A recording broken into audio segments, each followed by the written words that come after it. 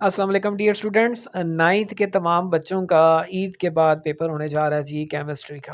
और अगर अभी तक आपने ये वाले 10 टॉपिक्स तैयार नहीं किए तो इट मीन्स कि आपकी तैयारी या तो आपने शुरू ही नहीं की या आप ख़ुद जो है वो अपने हाथों से अपने नंबर गंवाना चाह रहे हैं। वो 10 टॉपिक कौन-कौन से हैं मैं आगे स्टार्ट लेता हूँ। लेकिन उससे पहले आप लोगों से यही गुज़ारिश कि इन तमाम 10 टॉपिक्स को ये नहीं है कि आपने जस्ट सिर्फ़ वीडियो देख के तो बस वाह-वाह कर देनी है। आपने इन तमाम 10 टॉपिक्स को एक दफ़ा अपने पास लाज़मी रिटन प्रैक्टिस करनी है। अगर नहीं करेंगे तो आपके साथ हमारे ये भी हो साथ सकता बड़ा है। जुल्म हुआ है मुर्शद। मुर्शद किधर गया? तो उम्मीद है आप लोग अपने साथ ज़ुल्म नहीं करवाना चाह रहे।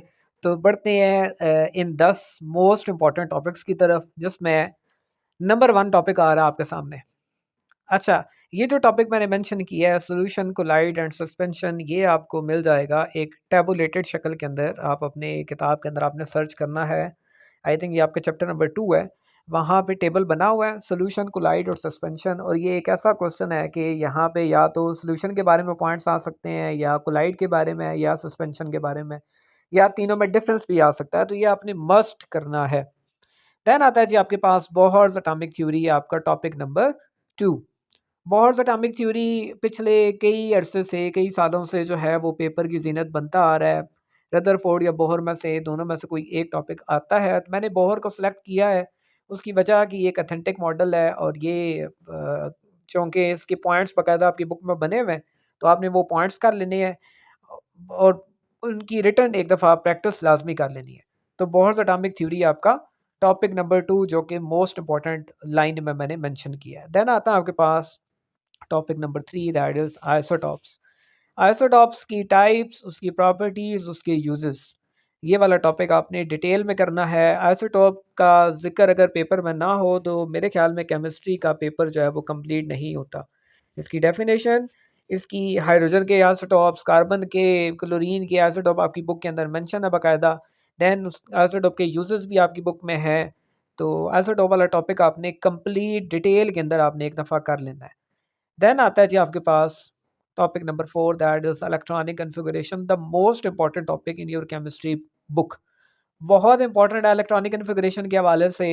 या तो इलेक्ट्रॉनिक कॉन्फ़िगरेशन सिंपल लिखनी आएगी या उसमें से ग्रुप और पीरियड नंबर आइडेंटिफाई करना होगा। लेकिन इलेक्ट्रॉनिक कॉन्फ़िगरेशन भी एक ऐसा टॉपिक है कि जो कि केमिस्ट्री की बेस समझा जाता है। तो इसके बगैर जो है वो केमिस्ट्री का पेपर नामुकम्मल है। तो अगर आपको इलेक्ट्रॉनिक कॉन्फ़िगरेशन लिखना नहीं आती तो एक डिटेल वीडियो मेरी ऑलरेडी जो है इस चैनल पे पड़ी हुई है, आप उसको देख सकते हैं। देन आता है जी आपके पास जनाब शील्डिंग इफेक्ट और इलेक्ट्रॉन अफिनिटी। 2 टॉपिक मैंने सेलेक्ट किए हैं। हालाँकि आयनाइजेशन एनर्जी, एटॉमिक साइज़, ये चीज़ें भी इम्पोर्टेंट तो हैं। लेकिन शील्डिंग इफेक्ट और इलेक्ट्रॉन अफिनिटी मुझे इस दफ़ा इन दोनों के चांसेस पेपर में आने के ज़्यादा जो है वो लग रहे हैं। अब शील्डिंग इफेक्ट और इलेक्ट्रॉन अफिनिटी वाला टॉपिक आपने याद किस तरीके से करना है, आप लोगों ने इसका ट्रेंड विद कंप्लीट अंडरस्टैंडिंग, यानी आपने इनके डेफिनेशंस, ट्रेंड्स याद तो करने हैं लेकिन आपको उसकी समझ भी आनी चाहिए क्योंकि आपको 2 एलिमेंट्स दिए जा सकते हैं जिस तरह एक्सरसाइज या असेसमेंट के क्वेश्चंस हैं कि 2 एलिमेंट्स आपको दिए गए हैं और पूछा जाता है आपसे कि किसकी इलेक्ट्रॉन अफिनिटी या शील्डिंग इफेक्ट ज़्यादा होगा, तो आपने रीज़न के साथ उसको जस्टिफाई करना होगा। देन आपके पास आता है जी question number topic number 6 that is transition elements. इसकी प्रॉपर्टीज डिटेल में, इसकी प्रॉपर्टीज जो मेंशन है बाकायदा 4 से 5 पॉइंट्स बने हुए हैं तो आपने वो पॉइंट्स लाजमी करने हैं क्योंकि ट्रांजिशन एलिमेंट मेरी जो है वो 6 सेंस जो है वो कह रही है कि ये लॉन्ग क्वेश्चन ट्रांजिशन एलिमेंट वाला एक्सपेक्टेड है। तो इसको भी याद करने का वही मेथड कि आपने बाकायदा इसकी रिटन में एक दफ़ा प्रैक्टिस करनी है। अदरवाइज़ ये टॉपिक भी आपको पेपर में जाके भूल भूल जाएगा। तो ट्रांजिशन एलिमेंट के बारे में आपको बेसिक कंसेप्ट और उसकी प्रॉपर्टीज़ आपने डिटेल में कर लेनी है। Then topic number 7 that is ionic, covalent and hydrogen bonding. Again ये भी मोस्ट इम्पॉर्टेंट क्वेश्चन होंगे आपके पेपर में, जिन्होंने आपके पेपर में आना ही आना है, यानी हर सूरत आना है। अब या तो आपको बॉन्डिंग जो है वो ड्रा करने के लिए आएगी या कुछ कंपाउंड्स बने होंगे और आपसे कहा जाएगा कि इनमें से आयनिक कौन से हैं, कोवेलेंट कौन से हैं, इनको अलग करने। तो अगर आपको इस टॉपिक में कोई कन्फ्यूजन है यानी बॉन्डिंग आप आइडेंटिफाई नहीं कर पा रहे तो आपने मुझे कमेंट में लाजमी बताना है ताकि उस पर एक डिटेल वीडियो बनाई जा सके। हाइड्रोजन बॉन्डिंग जो है वो काफ़ी टाइम से एग्जामिनर्स के लिए हार्ड फेवरेट टॉपिक रहा है। हाइड्रोजन बॉन्डिंग की डेफिनेशन, हाइड्रोजन बॉन्डिंग ड्रा करने के लिए और हाइड्रोजन बॉन्डिंग की डेली लाइफ एप्लीकेशन, यानी आप जब कंप्लीट टॉपिक करेंगे ना हाइड्रोजन बॉन्डिंग वाला, तो वहाँ से आपके बहुत सारे क्वेश्चंस निकल सकते हैं जो कि पेपर में एक्सपेक्टेड हैं, एसएलओ बेस्ड क्वेश्चन। इन तीनों के बारे में लाज़मन पूछा जाएगा और अगर आपने ये टॉपिक नंबर 7 अभी तक तैयार नहीं किया, तो अभी सबसे पहले बुक ओपन करके इसी से स्टार्ट ले लें। देन आपके पास आता है जी topic number 8, that is mole and number of atoms या मॉलिक्यूल्स, और ये है जी आपके पास न्यूमेरिकल्स, यानी आपने एक्सरसाइज में जाना है और एक्सरसाइज के क्वेश्चंस आपने सॉल्व करने हैं।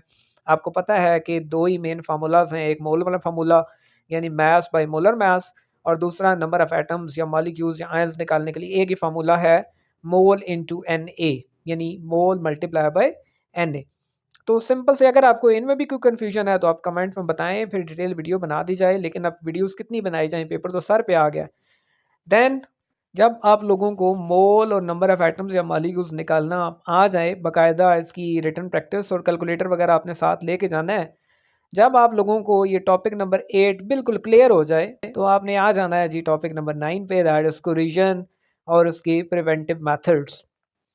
तो कोरिजन वाला टॉपिक इंतहाई इंपॉर्टेंट, जब भी कोई भी आपके आपके प्री बोर्ड हुए होंगे, आपके स्कूल में टेस्ट होते रहे होंगे, तो उसमें आपको टीचर्स ने बताया होगा कि ये वाला जो कोरिजन वाला टॉपिक है ये इंतहाई इंपॉर्टेंट है। कोई एक नोट, शॉर्ट क्वेश्चन, लॉन्ग, कहीं ना कहीं आपका कोरिजन वाला टॉपिक भी आपको पेपर के अंदर लाजमन मिलेगा। और जब पेपर आप दे के आएंगे तो आपने मुझे चैनल पे कमेंट लाजमी करना है कि क्या ये आपके क्वेश्चंस आए हैं या नहीं आए। देन आपके पास आता है जी topic number 10, the last topic, acid, base and salt.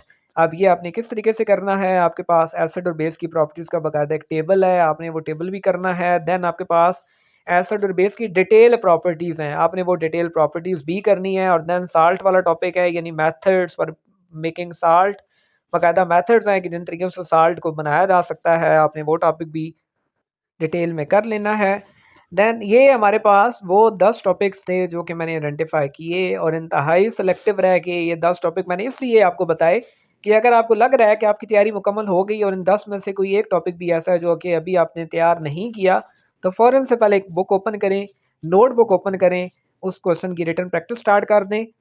और अगर आपने गैस की डिटेल वीडियो जो है वो देखनी है, जिसमें मैंने 30 प्लस क्वेश्चंस जो हैं वो बताए हैं, जो आपके आपकी केमिस्ट्री की बुक में इंतहाई इंपॉर्टेंट, जिसमें से मैक्सिमम क्वेश्चंस जो हैं वो आपके पेपर में इंशाल्लाह आने हैं, उसके लिए डिटेल वीडियो के लिए आपने चैनल की प्लेलिस्ट पे जाएं, 9th क्लास की प्लेलिस्ट पे वो डिटेल वीडियो जो है वो मौजूद है। उम्मीद है चैनल पे आपके जो सफ़र है वो जारी और सारी रहेगा, और पेपर के बाद भी आप दुआओं में मुझे याद रखेंगे। जज़ाकल्लाह।